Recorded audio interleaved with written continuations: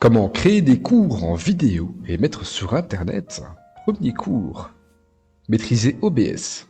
Bonjour et bienvenue chers collègues dans ce petit tuto sur comment filmer son écran et comment créer des capsules vidéo ou encore des cours en ligne. Et sur cette vidéo, on va voir comment fonctionne le logiciel OBS qui permet de se filmer et de filmer son écran. La première étape va être d'ouvrir votre navigateur internet, donc soit Google Chrome ou ici par exemple on peut aller sur Edge. Et sur recherche web, vous allez rechercher les mots OBS, enfin les lettres OBS. Là vous cliquez sur le premier lien ici, Open Broadcaster Software OBS, qui est un logiciel d'enregistrement qui est gratuit. Ensuite, en fonction de si vous êtes sur Windows, Mac ou Linux, eh bien vous enregistrez l'installateur qui est ici, et quand celui-ci a terminé d'installer, eh bien vous cliquez dessus et vous suivez les instructions d'installation. Maintenant que vous avez téléchargé OBS, vous pouvez l'ouvrir en cliquant ici sur le petit onglet qui s'est formé sur votre bureau, l'onglet d'OBS, qui va ouvrir le logiciel ici présent. Alors vous voyez un peu maintenant les dessous du spectacle, c'est grâce à ce logiciel-ci que j'enregistre la vidéo que vous êtes en train de voir. Et comment est-ce que je fais? Eh bien c'est simple, il y a en fait assez peu de choses à gérer. La première chose à savoir gérer, c'est ici la petite fenêtre source. Alors dans la petite fenêtre source, il y en a deux qui vont être très utiles, celle que j'utilise pour le moment. C'est la périphérique de capture, qui permet de capturer via la webcam ce que je suis en train de raconter pour le moment. Et la deuxième, la capture d'écran, qui enregistre mon écran d'ordinateur. Alors, comment on les ajoute? On appuie sur le petit plus qui est juste ici, et là, eh bien, vous allez venir rajouter périphérique de capture vidéo pour votre webcam, et vous allez aussi rajouter capture d'écran pour votre ordinateur. La capture d'écran est juste ici, donc vous rajoutez ces deux-là. Alors, est-ce qu'on a besoin de rajouter capture audio? Alors, pas forcément, parce qu'en fait, ce qui va se passer, c'est que vous allez avoir directement votre micro qui sera dans le mélangeur audio et vous allez pouvoir rajouter le son directement, donc pas forcément besoin de le mettre dans les sons. Maintenant que les sources sont ajoutées, on va devoir les paramétrer. Comment est-ce qu'on va les paramétrer? Eh bien, c'est bien simple. Vous allez choisir votre source préférentielle. Choisissons d'abord périphérique de capture pour la webcam et on va venir cliquer ici sur le petit écrou, ouvrir les propriétés de la source. Alors ici, comme vous le voyez au niveau propriété de la source, c'est ce qu'il y a. Eh bien, il y a la caméra en elle-même. Alors ici, ma caméra, à moi, elle s'appelle HD User Facing. Vous n'aurez jamais besoin d'OBS Virtual Camera, donc choisissez votre webcam. Ensuite de ça, vous pouvez laisser ici sur activer. Pas cliquer là. Configurer la vidéo, vous n'aurez pas besoin non plus, c'est pour gérer les teintes, etc. Tout le reste en fait des menus, vous n'en aurez pas vraiment besoin et vous pouvez faire OK. Donc une fois que vous avez bien choisi la bonne webcam, logiquement, elle va apparaître ici et vous pouvez ensuite la déplacer partout dans la fenêtre. Vous pouvez aussi gérer sa taille en appuyant sur Alt et avec la souris en venant jouer sur les bords. Vous pouvez venir découper, vous pouvez venir rogner la taille de la fenêtre. Et si vous voulez, par exemple, vous pouvez vous mettre en plein écran en venant étirer la fenêtre ici sur les côtés. Donc là, vous voyez, par exemple, je suis en full screen au niveau de ma caméra. Mais si maintenant je ne veux qu'une toute petite caméra, eh bien j'appuie sur Alt, je clique, je rétrécis la fenêtre. Voilà.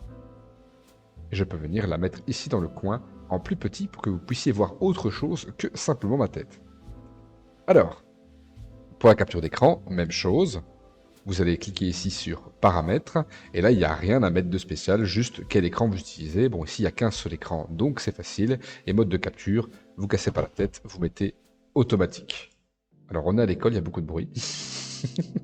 Attention de toujours bien mettre la source qui doit se trouver au-dessus, et bien au-dessus dans la liste des sources aussi. Par exemple, regardez, si je passe le périphérique de capture en dessous du périphérique de capture d'écran, eh bien, ma tête va disparaître parce que malheureusement la capture d'écran se place au-dessus. Donc la plus petite fenêtre doit toujours se trouver le plus au-dessus dans les sources.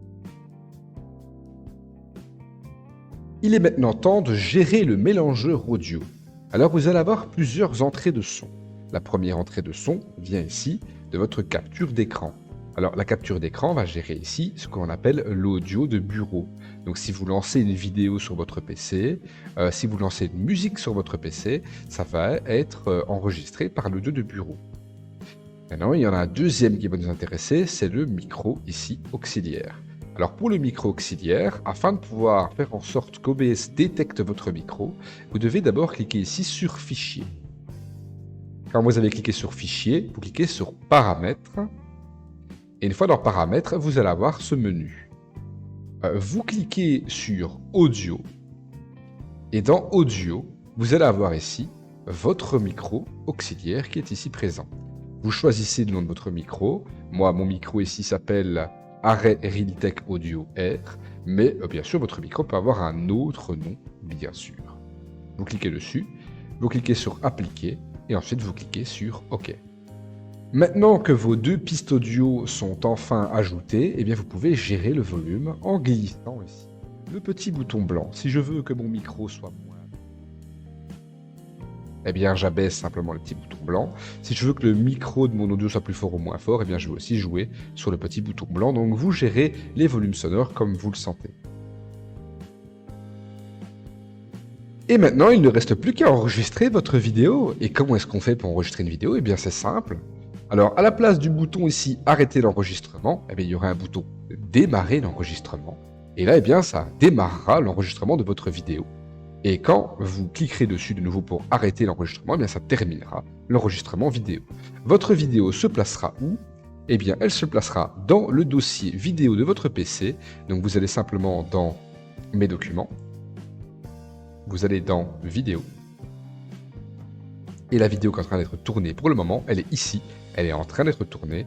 Et donc, vous voyez là, OBS, je suis en train de faire le tutoriel sur OBS. Les différentes vidéos sont dans le document. Elles n'attendent plus qu'à être montées. Et voilà, maintenant vous savez enregistrer une vidéo, vous savez enregistrer votre PC et votre caméra, vous savez gérer votre son.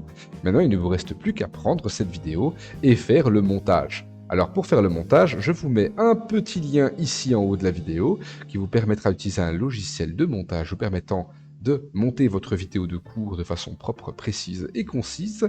Et je vous mets aussi un deuxième petit lien juste ici qui vous permettra d'utiliser ActiveInspire pour pouvoir projeter votre cours de façon dynamique et qui vous permettra de faire vos cours en ligne bien plus facilement. J'espère que ce tutoriel vous aura été utile. Si vous avez encore des questions sur l'utilisation d'OBS ou d'autres choses, n'hésitez pas à venir me trouver en salle des profs. C'était Joe. Salut!